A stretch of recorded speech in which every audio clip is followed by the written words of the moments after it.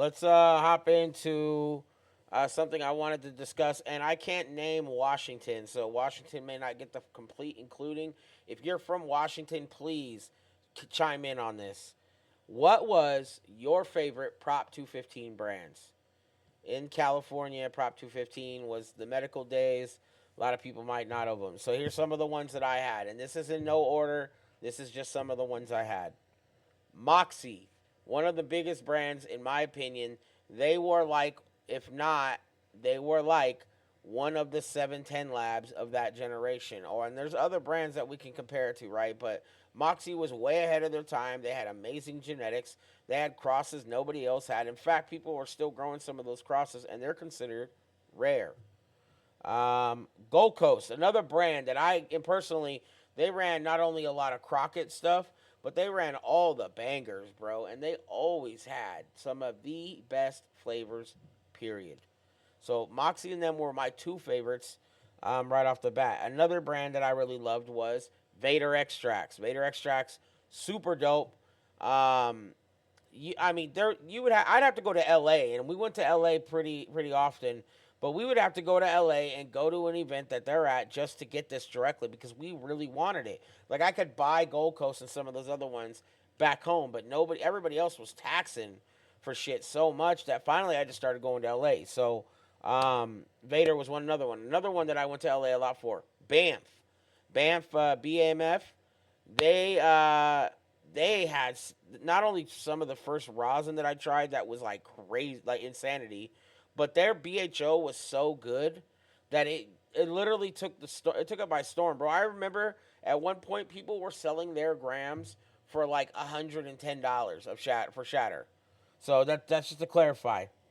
MBS El Quaspalato, very underdog slash known but unknown type of brand. So MBS being Snowman and El Quasp, and then their younger brother Johnny, Them three, they did a really good job in creating something out of nothing. They had a legacy there in the Central Valley in Bakersfield, where um, it seemed a little more coherent with the situation. It was really cool, bro, to see the difference in the build behind it and the effort they put into it, right? And we would go to their shop and smoke. I was telling the homies about this the other day. We'd go to their shop, bro, and hang out. And it would be like a blast because we would go there. Everybody would come in and out. We would see other people that we seen when we went there regularly. It created the vibe, bro. It was effortless, bro. It was effortless. I love MBS. Shout outs to them. West Coast Cure. Hey, say what you want, but their joints and their wax at the time was by far the best out. Period.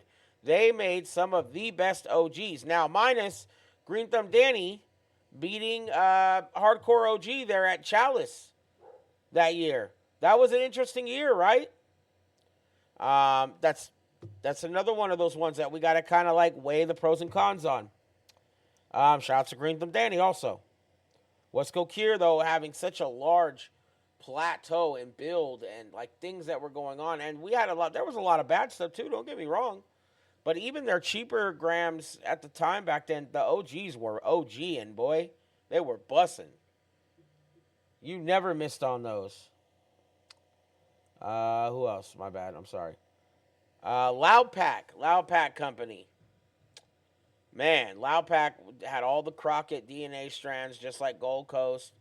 A couple of the other ones there too. I noticed that MBS and them, they always grew different stuff. Like they were the first people I ever met in my entire life that was growing 9-pound hammer. Like that, I never heard nobody growing that. That was not something anybody was growing. And they had hundreds of other strands like this. The brothers were killing it there in Bakersfield. Dead ass, some of the best people I know at growing, and they're just like masterminds, just like a lot of the other people are out there. There's just not enough appreciation. Hey, I appreciate the like very much. I appreciate it. And the last but not least, shouts to Loud Pack. Loud Pack had some cool containers. They had these really nice square boxes for the good grams. And it just was fire, bro. It was fire. Terp Preservation Society was the last one that I put on the list. Now, there's a lot of other ones, guys. Terp Prez was one of the first people I met that was making sauce at such a high level that you would open the jar, bro, and you didn't. There wasn't much in there. It didn't look like there was a lot, but there was a lot, bro. And you would be taking these monstrous dabs and these big creative things that just it blows your mind, bro. You don't even think about it. So I just have a big appreciation for it, and I really fuck with the way that Turp Press had their jars. Those were the first people I've seen with those big black jars too. Now that I think about it, I'm trying to think anybody else was really using them, but I don't think so. Like the traditional black jars, like these, like type of thing, you know.